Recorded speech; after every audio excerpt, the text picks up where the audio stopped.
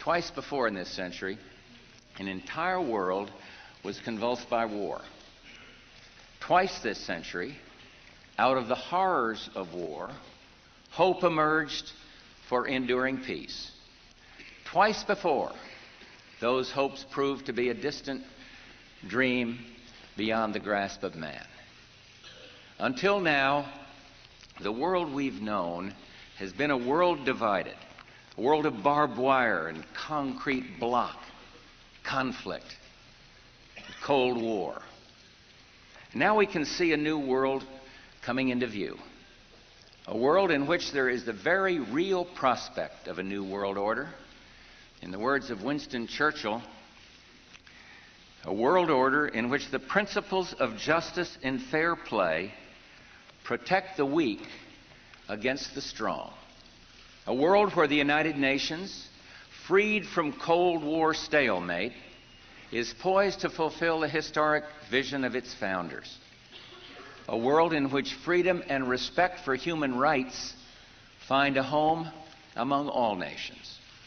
This team is not whether they are politically agile and whether they're smart and whether whether they're savvy. All of those things they are.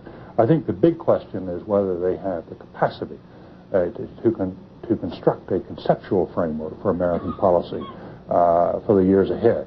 We have lacked such a framework over the last few years since the Berlin Wall collapsed. The consensus we had, the understanding we had about what our purpose and what our role in the world should be, what the underlying tenets of American foreign policy obviously had disappeared, and no one yet has been able to come up with a coherent framework. George Bush tried. You remember just after the war during the conflict with Saddam Hussein, which he handled so superbly in a short-term sense, but he kept talking about a new world order. And then President Bush, at the end of that war, promised he would give 4 graduation addresses, 4 commencement addresses, describing that new world order and what America's role was going to be in it. Turned out he gave one of those addresses and canceled the other 3 and talked about something else. That's because they weren't ready yet to define that new framework.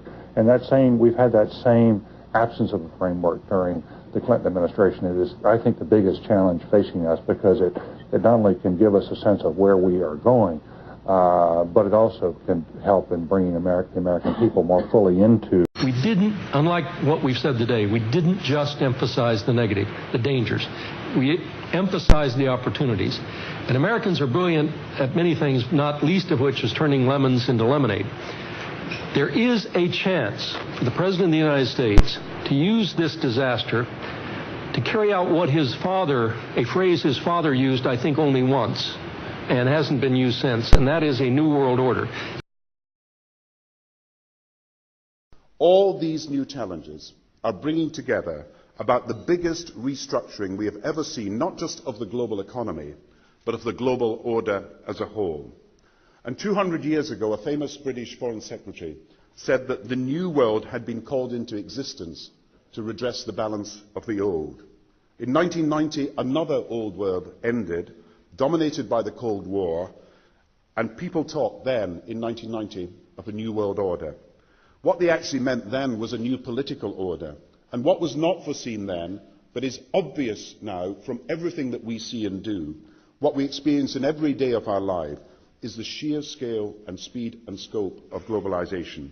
And it's only now that we can begin to understand that the world order that globalization brings and what it's going to look like, it's driven forward now not just by the balance of military strength, the Cold War times, or ordinary political power. It's being driven forward by a seismic shift in economic power that we see around us. But what does the new world order mean for countries like ours who are looking to succeed?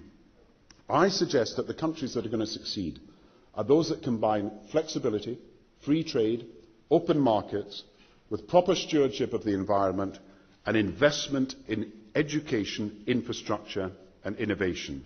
And the question for us is how we meet and master all these challenges to ensure that Britain enhances its competitiveness in the process and realises what I believe is Continuing my conversation now with the president of Georgia, Mikhail Saakashvili. Mr. President, quickly if we can, you speak very frankly and say things. I was listening to you in the last few minutes, and you don't hear a politician speak the way you do in America. You just lay all your cards down on the table. This is you a couple of days ago under flak jackets. You're being targeted. Now you're standing on an open roof. Do you believe that this will end, Russia will end, if you are dead? Well, you know, it's not the fact that I was targeted. My people has been targeted, and I couldn't care less whether I was targeted. The worst thing was that I was standing there with my people. They were bombed, and I was just targeted like them. And as elected president, official in charge of their protection, I couldn't do anything about it. But the point here is, it's not about me, it's about the idea of freedom. It's about the future of the whole region. It's about the future of Europe and a new world order. And what I think is that no matter what Russians do, I told them, and I was asked what would be my message to the Russians, I kept repeating through all these days, no matter how much they bomb us, no matter how much destruction they inflict on us, no matter how they try to terrorize us, no matter how many tanks they bring in and how many more planes they send, one thing is clear. Georgians will lock their arms, Georgians will stand together, Georgians will overcome this war, Georgians will protect their territories, Georgians will rebuild and build a very, very successful country. And because basement, she was able to flee to Russia, flee to the north, catch a flight home from Moscow.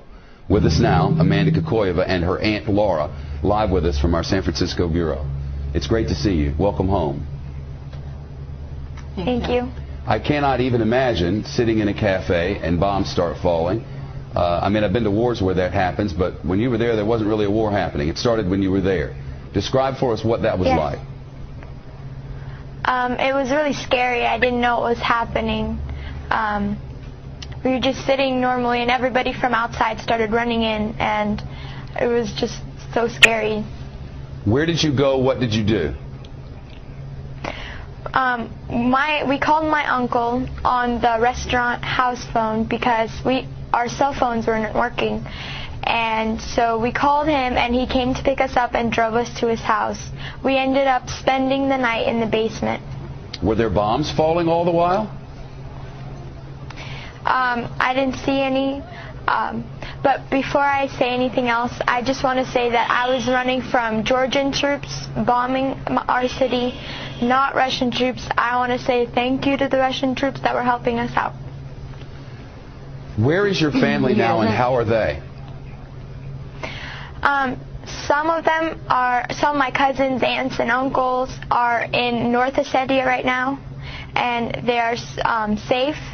But my grandma and some of my aunts and uncles are still back there, and I don't know. We don't have any contact with them. I don't know if they're alive or anything.